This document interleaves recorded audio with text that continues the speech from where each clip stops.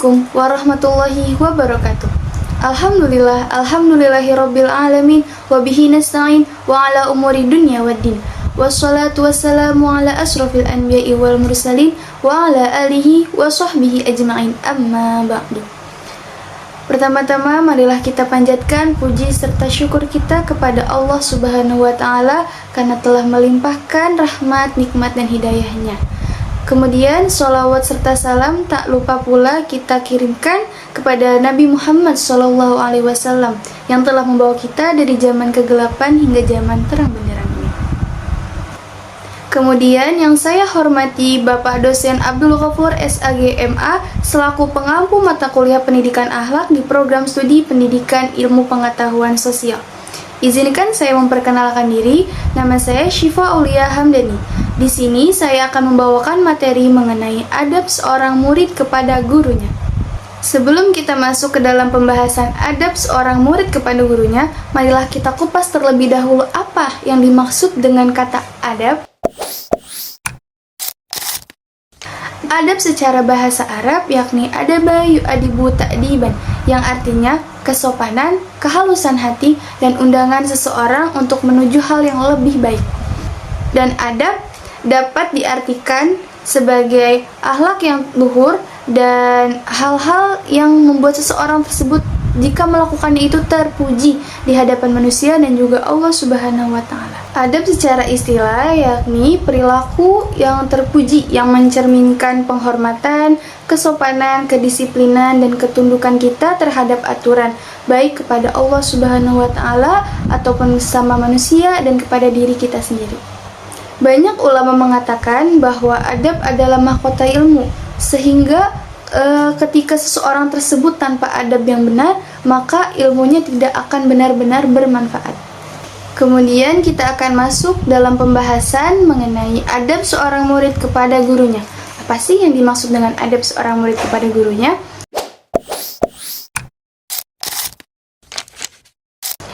Adab seorang murid kepada gurunya yakni suatu perilaku baik kita, rasa takdim kita, bukti penghormatan kita, bukti kita menghargai kepada seseorang yang telah memberikan ilmunya, mengajarkan ilmunya kepada kita, baik secara lahir maupun secara batin. Imam Malik pun pernah berkata, saya pernah mempelajari adab selama 30 tahun, kemudian saya mempelajari ilmu selama 20 tahun. Mungkin seandainya jika tanpa adab, ilmu yang kupelajari tidak akan benar-benar bermanfaat.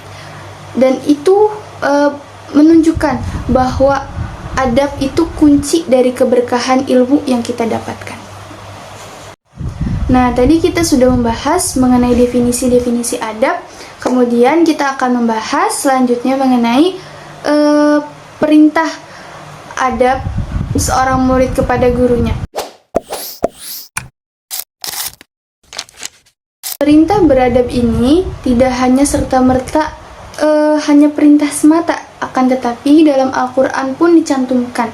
Allah berfirman dalam Quran surah Al-Mujadalah ayat 11 yang artinya Allah memuliakan di antara kalian orang-orang yang beriman, dan Allah memuliakan pula di antara kalian orang-orang yang berilmu dan akan menaikkan derajatnya. Ayat ini menunjukkan bahwa Allah memuliakan orang yang berilmu. Maka secara tidak langsung menyampaikan ketika seorang murid menghormati gurunya, berarti murid tersebut telah memuliakan orang yang Allah muliakan. Rasulullah SAW pun bersabda dalam hadisnya, tidak termasuk golongan kami orang yang tidak menyayangi yang muda dan tidak menghormati yang tua. Begitupun seseorang yang tidak mengetahui hak kepada orang yang berilmu. Hadis riwayat Ahmad. Hadis ini menunjukkan bahwa seseorang jika dia beradab, menghormati orang yang memiliki ilmu termasuk guru, berarti mencirikan, menunjukkan bahwa karakternya itu sebagai muslim yang sejati.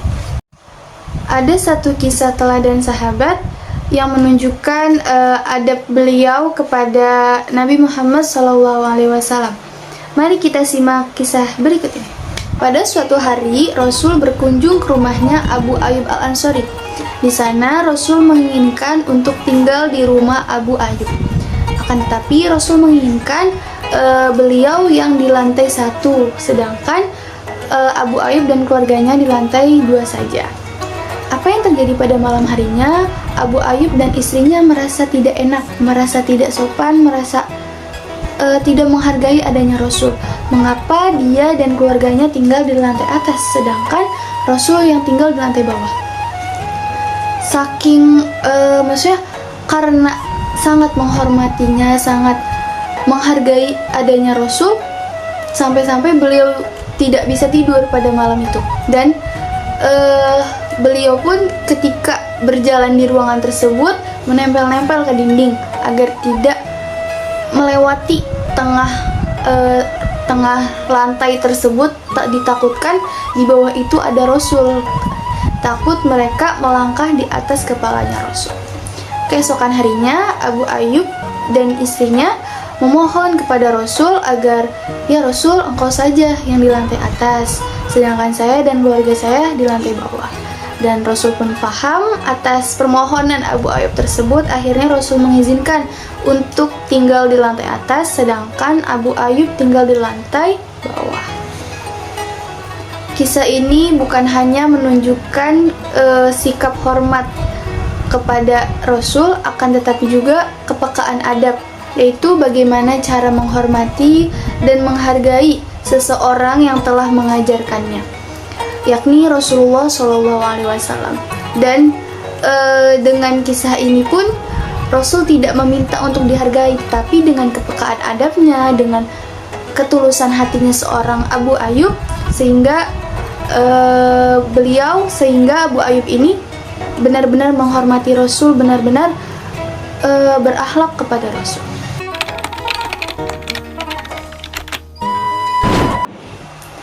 Lalu, mengapa sih adab kepada guru itu terlihat begitu penting? Apa sih urgensinya?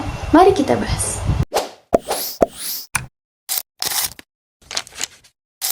Yang pertama, adab itu menjadi jalan terbukanya keberkahan ilmu.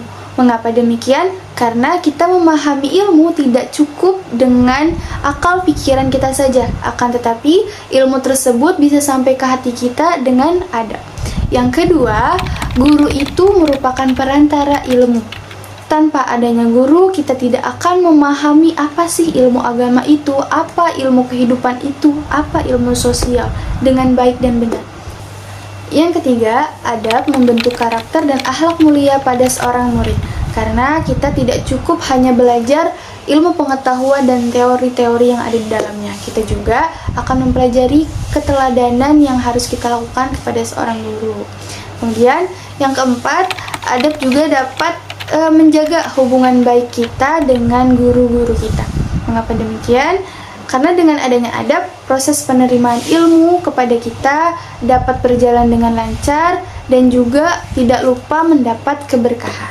Yang kelima, adab juga dapat melatih kita menghormati kepada orang-orang di sekitar kita dan juga dalam kehidupan sosial kita. Karena dengan kita beradab kepada guru kita, kita juga dapat beradab kepada para ulama, para masyayikh, dan orang tua, juga orang-orang yang ada di sekitar kita.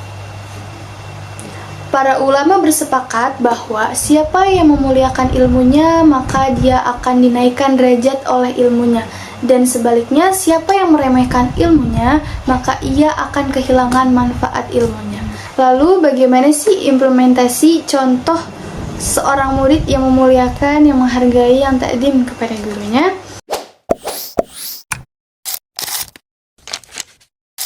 Contoh diantaranya yakni ketika guru tersebut sedang menjelaskan pelajaran, murid diharapkan untuk memperhatikannya, mendengarkannya, dan lebih baik untuk mencatat apa yang guru tersebut jelaskan. Kemudian, jika ingin bertanya, hendaknya untuk menunggu guru tersebut berhenti berbicara, lalu kalian mengangkat tangan dan izin untuk bertanya atau menyampaikan saran. Setelah itu, kalian juga memanggil gurunya dengan Nama yang sopan, nama yang baik, diawali dengan Pak, Bu, Ustadz, Ustazah, ataupun Pak Yai, Bu Nyai, seperti itu. Dari contoh yang telah saya jelaskan dan telah saya sebutkan tadi, bukan berarti adab itu menunjukkan bahwa seorang guru itu suci dan terlepas dari kesalahan. Akan tetapi kita sebagai murid menempatkannya seseorang yang terhormat agar dimuliakan derajatnya karena telah memberikan ilmunya kepada kita. Sahabat sekalian, menuntut ilmu adalah ibadah yang sangat mulia. Akan tetapi tanpa adanya adab, ilmu tersebut akan sulit diterima oleh hati kalian. Maka dari itu, adab kepada guru bukan hanya hal yang wajib, akan tetapi adab ini menjadikan kalian jalan untuk keberhasilan dan keberkahan dalam hidup.